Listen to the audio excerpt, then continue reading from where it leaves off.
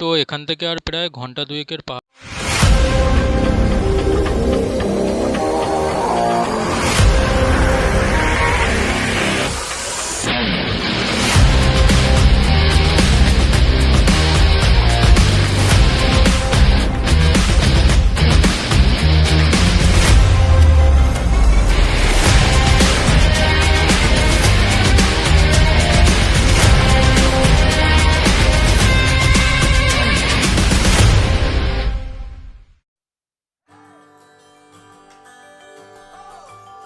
পাহাড়ি রাস্তা।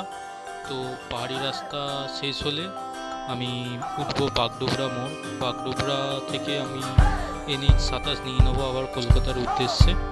তো এখান থেকে কলকাতা এখনও প্রায় 600 কিলোমিটার মতন রাস্তা বাকি। যাই হোক, চলো আজকেই লাস্ট পাহাড়ে, যখন আর বাকি আছে এনজয় করে নিই। জাস্ট কয়েকটা ঘন্টা এনজয় করতে করতে আবার কলকাতার উদ্দেশ্যে বেরাবো।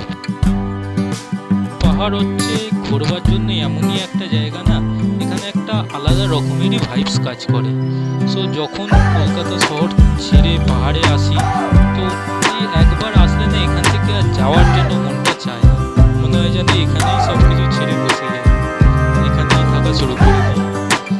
এখানে একটা বাড়িটা কিনে নিয়ে এখানেই থাকি, কিন্তু কী করবো, কবার তো আর নয়। যাই হোক, আবার কলকাতার উদ্দেশ্যে আস্তে আস্তে রওনা দিচ্ছি। এখন বাজে হচ্ছে 2টো। এখান থেকে শিলিগুড়ি পৌঁছাতে মোটামুটি ধরে নাও 3:30 থেকে 4টে তো হবেই। তো এখান থেকে ফার্স্টে আমরা পাহাড় থেকে নামলে বাগডোগরা জঙ্গল পড়বে।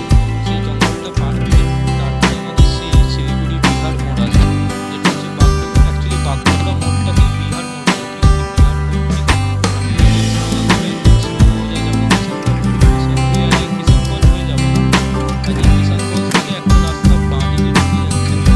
কিষানগঞ্জ থেকে একটা রাস্তা বাঁ দিকে ঢুকে সেই রাস্তাটা ধরে আমি যাবো সোজা একদম রায়গঞ্জে ওঠার জন্য। সেই রাস্তাটা একদম ঘাট। ওই রাস্তাটা একটা ইন্টারেস্টিং জিনিস আছে, ওই রাস্তাটা একদম বাংলাদেশ বর্ডারের ঘাট। চলো এখান থেকে সামনে শিলিগুড়ি যাই। তারপর দেখতে দেখতে আবার একটা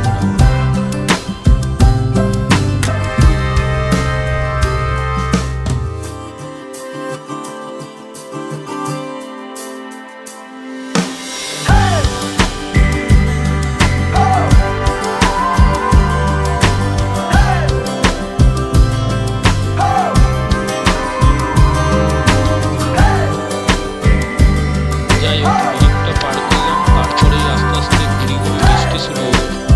জানি না পুরো রাস্তাটায় কী হবে। যদি পুরো রাস্তায় বৃষ্টি হয় তাহলে খুবই সমস্যা হয়ে যাবে, কারণ এখান থেকে প্রায় 550 কিলোমিটার এখনও বাকি রয়েছে। 550 কি আরও বেশি রাস্তা, 580 মতো। যাই হোক, দেখি যদি বৃষ্টি নামে তাহলে খুবই ভালো হবে, কারণ আজকে আমার বাড়ি পৌঁছাতে পৌঁছাতে প্রায় রাত হয়ে যাবে।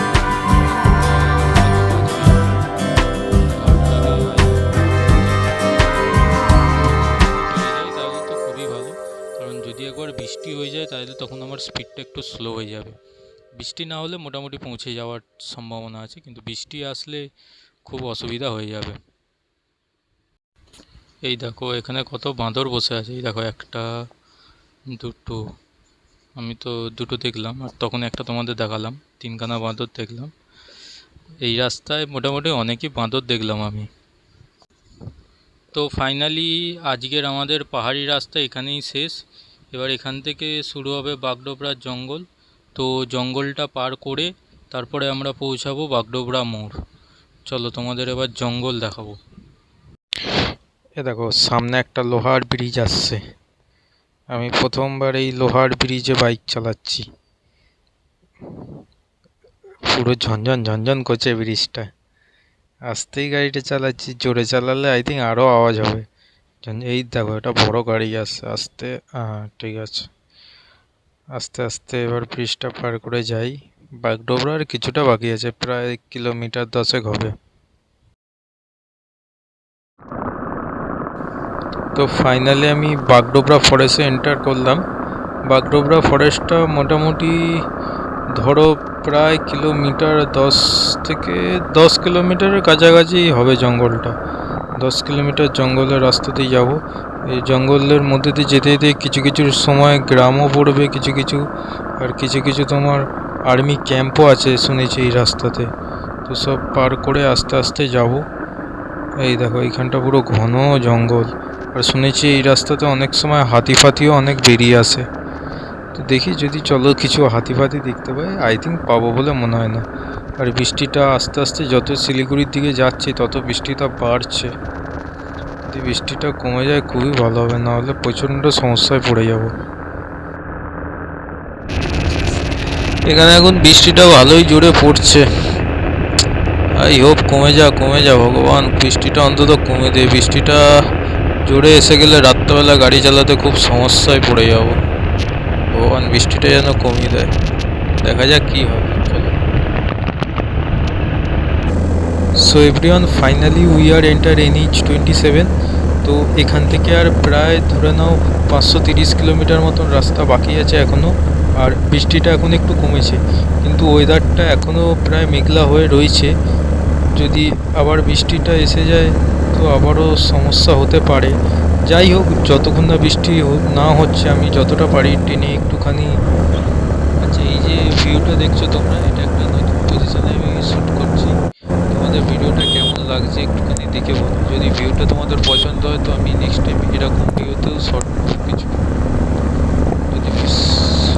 যদি ভিউটা ভালো লেগে থাকে তাহলে আমাকে অবশ্যই কমেন্ট করে জানাবে।